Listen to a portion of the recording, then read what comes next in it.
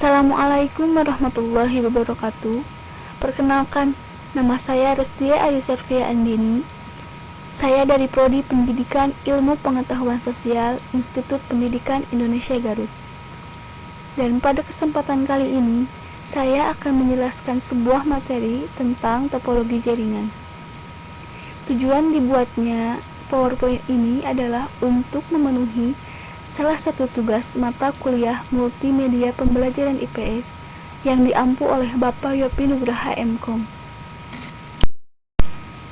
Yang pertama, pengertian topologi jaringan. Topologi berasal dari bahasa Yunani, yang merupakan cabang matematika yang bersangkutan dengan tata ruang yang tidak berubah dalam deformasi dui kontinu, yaitu ruang yang dapat ditekuk, dilipat, disusun, direntangkan, dan dipilin, akan tetapi tidak diperkenankan untuk dipotong, dirobek, ditusuk, atau dilekatkan.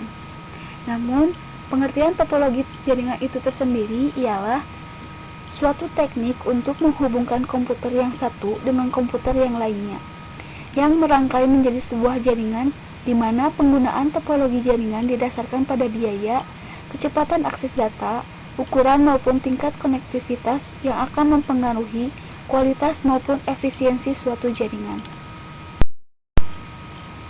Selanjutnya, unsur dasar penyusun topologi jaringan.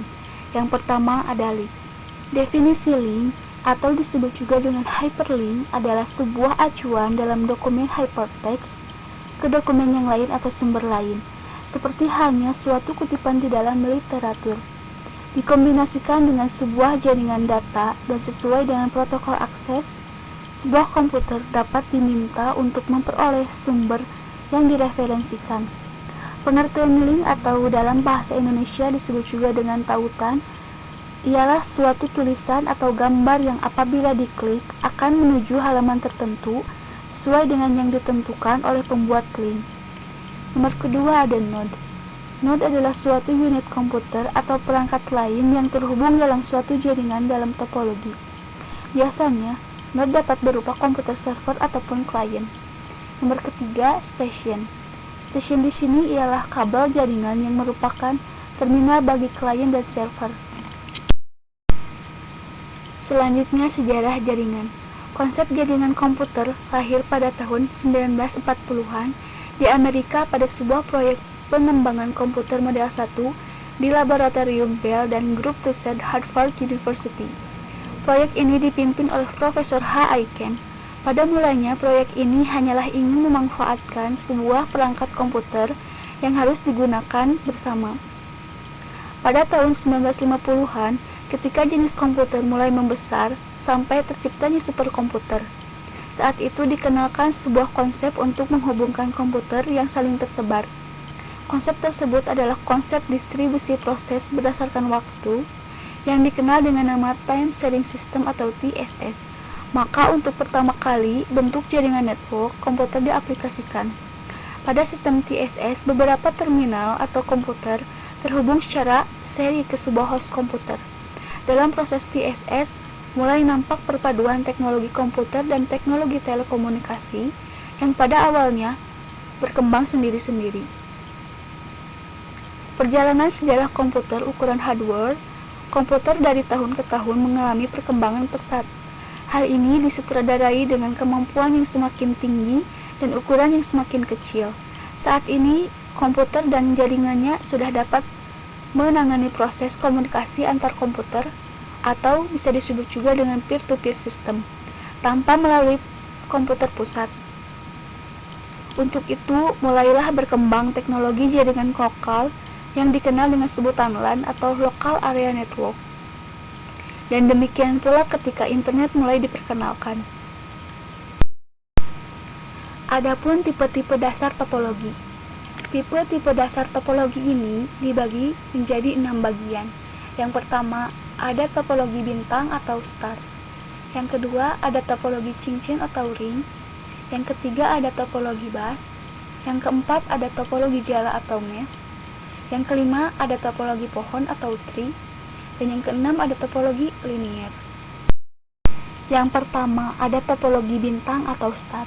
Topologi bintang merupakan bentuk topologi jaringan yang berupa konvergensi dari node tengah ke setiap node atau pengguna. Topologi jaringan bintang termasuk topologi jaringan dengan biaya yang menengah. Nah, selanjutnya ada kelebihan dan kekurangan dari topologi bintang atau star ini. Dari kelebihan topologi bintang ini terbagi menjadi 4. Yang pertama, paling fleksibel. Yang kedua, tingkat keamanan termasuk tinggi. Yang ketiga, akses kontrol terpusat. Yang keempat, tahan terhadap lalu lintas jaringan yang sibuk. Dan kekurangan dari topologi bintang ini terbagi menjadi 4 bagian juga. Yang pertama, boros dalam pemakaian kabel. Nomor kedua, jaringan tergantung pada terminal pusat. Yang ketiga, biaya jaringan lebih mahal daripada bus atau ring. Dan yang keempat, hub menjadi elemen kritis karena kontrol terpusat. Nomor kedua ada topologi cincin atau ring. Topologi cincin adalah topologi jaringan yang berbentuk rangkaian titik yang masing-masing terhubung ke dua titik lainnya. Sedemikian sehingga membentuk jalur melingkar membentuk cincin. Pada topologi cincin, masing-masing titik atau node berfungsi sebagai repeater yang akan memperkuat sinyal di sepanjang sirkulasinya. Artinya masing-masing perangkat saling bekerja sama untuk menerima sinyal dari perangkat sebelumnya, kemudian meneruskannya pada perangkat sesudahnya. Proses menerima dan meneruskan sinyal data ini dibantu oleh token. Nah, token ini berisi informasi yang bersamaan dengan data yang berasal dari komputer sumber. Token kemudian akan melewati titik atau node dan akan memeriksa apakah informasi data tersebut digunakan oleh titik atau node yang bersangkutan. Jika iya, maka token akan memberikan data yang diminta oleh node untuk kemudian kembali berjalan ke titik atau node berikutnya dalam jaringan. Jika tidak, maka token akan melewati titik atau node sambil membawa data menuju ke titik node atau berikutnya. Proses ini akan terus berlangsung hingga sinyal data mencapai tujuannya. Dengan cara ini, maka kekuatan sinyal dalam aliran data dapat terjaga, dan kemudian sinyal data dalam melakukan perjalanan di sepanjang lingkaran adalah hal yang sangat vital dalam topologi cincin. Lalu ada kelebihan dan kekurangan dari topologi cincin atau ring ini. Kelebihan dari topologi cincin ini terbagi menjadi 4 bagian. Yang pertama, mudah untuk dirancang dan diimplementasikan. Yang kedua, hemat kabel. Yang ketiga, mudah untuk melakukan konfigurasi ulang dan instalasi perangkat baru. Yang keempat, memiliki performa yang lebih baik daripada topologi bus dan bahkan untuk aliran data yang berat sekalipun. Adapun kekurangan dari topologi cincin ini, yang pertama, lebih sulit untuk dikonfigurasi daripada topologi bintang. Yang kedua, dapat terjadi collision atau dua paket data tercampur. Yang ketiga, diperlukan penanganan dan pengelolaan khusus bandwidth. Yang keempat, kinerja komunikasi dalam jaringan sangat tergantung pada titik atau node yang terdapat pada jaringan. Yang ketiga ada topologi bus. Topologi bus merupakan topologi yang banyak digunakan pada masa penggunaan kabel spaksi menjamur. Dengan menggunakan T-connector atau dengan terminator 50 ohm pada ujung network, maka komputer atau perangkat jaringan lainnya bisa dengan mudah dihubungkan satu sama lain. Kesulitan dari penggunaan kabel spaksi adalah untuk mengukur apakah kabel spaksi yang digunakan benar-benar cocok atau tidak. Karena kalau tidak sungguh-sungguh diukur secara benar, akan merusak NIC atau Network Interface Card yang digunakan dan kinerja jaringan menjadi terhambat, tidak mencapai kemampuan maksimalnya. Topologi ini juga sering digunakan pada jaringan dengan berbasis fiber optik yang kemudian digabungkan dengan topologi star untuk menghubungkan dengan klien atau node.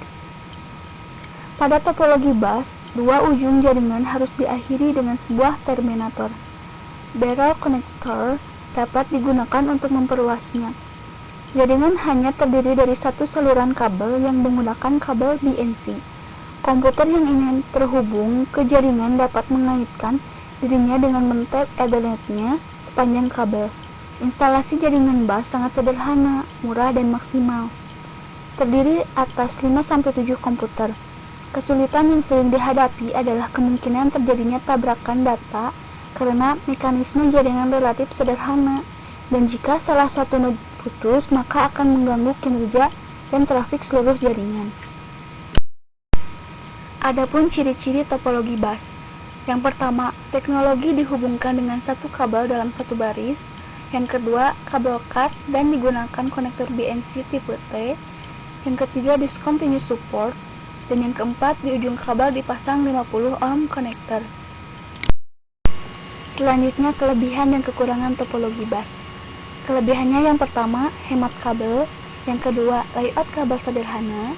Dan yang ketiga, pengembangan jaringan atau penambahan workstation baru dapat dilakukan dengan mudah tanpa mengganggu workstation yang lain. Dan kekurangannya yaitu yang pertama, diperlukan radiator untuk jarak jauh. Yang kedua, kepadatan pada jalur lalu lintas. Dan yang terakhir, bila terdapat gangguan di sepanjang kabel pusat. Yang keempat, ada topologi jala atau topologi mesh. Topologi jala atau topologi mesh adalah suatu bentuk hubungan antar perangkat di mana setiap perangkat terhubung secara langsung ke perangkat lainnya yang ada di dalam jaringan. Akibatnya, dalam topologi mesh, setiap perangkat dapat berkomunikasi langsung dengan perangkat yang dituju, atau bisa disebut juga dengan istilah dedication link. Adapun kelebihan dari topologi jala atau mesh. Yang pertama, memudahkan proses identifikasi permasalahan pada saat terjadi kerusakan koneksi antar komputer. Yang kedua, privasi dan security pada topologi mesh lebih terjamin karena komunikasi yang terjadi antara dua komputer tidak akan dapat diakses oleh komputer lainnya. Yang ketiga, hubungan dedicated link menjamin data langsung dikirimkan ke komputer tujuan tanpa harus melalui komputer lainnya, sehingga dapat lebih cepat karena satu link digunakan khusus untuk berkomunikasi dengan komputer yang dituju saja. Jadi tidak digunakan secara beramai-ramai atau sharing. Dan yang keempat, memiliki sifat robust, yang apabila terjadi gangguan pada koneksi komputer A dengan komputer B karena rusaknya kabel koneksi atau link antara A dan B, maka gangguan tersebut tidak akan memengaruhi koneksi komputer A dengan komputer lainnya. Di balik kelebihan ada kekurangan, dan di sini ada kekurangan dari topologi jala atau mesh. Yang pertama, membutuhkan banyak kabel dan port I/O. Semakin banyak komputer di dalam topologi mesh, maka diperlukan semakin banyak kabel link dan port I/O. Yang kedua, hal tersebut sekaligus juga mengindikasikan bahwa topologi jenis ini, karena setiap komputer harus terkoneksi secara langsung dengan komputer lainnya, maka instalasi dan konfigurasi menjadi lebih sulit. Dan yang terakhir, banyaknya kabel yang digunakan juga mengisyaratkan perlunya space yang memungkinkan di dalam ruangan tempat komputer-komputer tersebut berada. Yang kelima, ada topologi pohon atau tree. Topologi pohon adalah kombinasi karakteristik antara topologi bintang dan topologi bus. Topologi ini terdiri atas kumpulan topologi bintang yang dihubungkan dalam satu topologi bus sebagai jalur tulang punggung, atau bisa disebut juga dengan backbone. Komputer-komputer dihubungkan ke hub, sedangkan hub lain dihubungkan sebagai jalur tulang punggung. Topologi jaringan ini juga bisa disebut sebagai topologi jaringan bertingkat, karena topologi ini biasanya digunakan untuk interkoneksi antar sentral dengan hierarki yang berbeda. Untuk hierarki yang lebih rendah digambarkan pada lokasi yang rendah, dan semakin ke atas mempunyai hierarki semakin tinggi. Serta topologi jaringan jenis ini cocok digunakan pada sistem jaringan komputer. Selanjutnya ada kelebihan dan kekurangan dari topologi pohon atau tree. Kelebihannya yaitu jaringan pohon seperti ini adalah dapat terbentuknya suatu kelompok yang dibutuhkan pada setiap saat. Sebagai contoh, perusahaan dapat membentuk kelompok yang terdiri atas terminal pembekuan, serta pada kelompok lain dibentuk untuk terminal penjualan. Kekurangannya yaitu apabila simpul yang lebih tinggi kemudian tidak berfungsi, maka kelompok lainnya yang berada di bawahnya akhirnya juga menjadi tidak efektif. Cara kerja jaringan pohon ini relatif menjadi lambat, dan menurut Jeremiah Juhl, Topologi ini menggunakan banyak kabel dan di backbone atau kabel terbawah merupakan pusat dari topologi ini. Yang keenam ada topologi linier. Topologi linier adalah suatu jaringan komputer dengan komputer runtut atau linear topology, biasa disebut dengan topologi bus beruntut. Tata letak ini termasuk dalam tata letak umum. Satu kabel utama menghubungkan tiap titik sambungan komputer yang dihubungkan dengan penyambung yang disebut dengan penyambung T. Dan pada ujungnya harus diakhiri dengan sebuah penamat terminator serta penyambung yang digunakan berjenis BNC atau British Naval Connector, atau bisa disebut juga dengan penyambung Bahari Britania. Sebenarnya BNC adalah nama penyambung, bukan nama kabelnya. Kabel yang digunakan adalah RG58 atau bisa disebut juga dengan kabel spaksi T-net. Pemasangan dari topologi bus beruntut ini sangat sederhana dan sangat murah, akan tetapi sebanyaknya hanya dapat terdiri dari 5-7 komputer. Kelebihan topologi linier. Kelebihannya yang pertama, hemat kabel. Yang kedua, tata letak kabel sederhana. Yang ketiga, mudah dikembangkan. Yang keempat, tidak butuh kendali pusat. Dan yang kelima, penambahan maupun pengurangan penamat dapat dilakukan tanpa mengganggu operasi yang berjalan. Adapun kekurangan topologi linier ialah yang pertama, deteksi dan isolasi kesalahan sangat kecil. Yang kedua, kepadatan lalu lintas tinggi. Yang ketiga, keamanan data kurang terjamin. Yang keempat, kecepatan akan menurun bila jumlah pemakaian bertambah. Dan yang kelima, diperlukan pengulangan atau reparator untuk jarak jauh.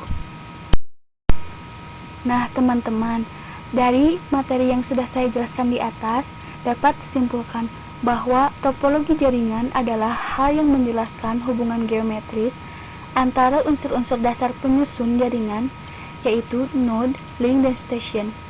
Topologi juga terdiri dari beberapa jenis, yaitu topologi bus, topologi ring, topologi star, topologi tree, topologi mesh, dan juga topologi linier, yang masing-masingnya mempunyai kelebihan dan kekurangan.